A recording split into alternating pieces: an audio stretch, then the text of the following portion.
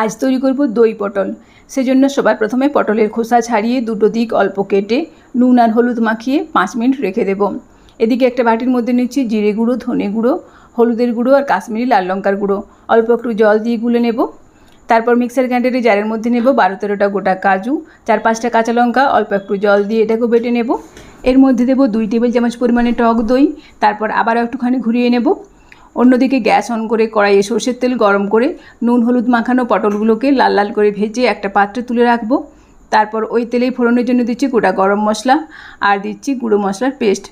মশলাটাকে ভালোভাবে কষিয়ে এর মধ্যে পরিমাণ মতো জল, পরিমাণ মতো নুন, চিনি আর ভেজে রাখা পটল দিয়ে নাড়াচাড়া করে আঁচ কমিয়ে 2 মিনিট ঢেকে রান্না করব। 2 মিনিট পর ঢাকা খুলে কাজু আর দইয়ের মিশ্রণ ঢেলে ভালোভাবে মিশিয়ে আবার পরিমাণ মতো জল দিচ্ছি। তারপর নাড়াচাড়া করে আঁচ কমিয়ে 2-3 মিনিট ঢেকে রান্না করব। 2-3 মিনিট পর ঢাকা খুলে নিলেই তৈরি হয়ে গেল আজকের রেসিপি দই পটল।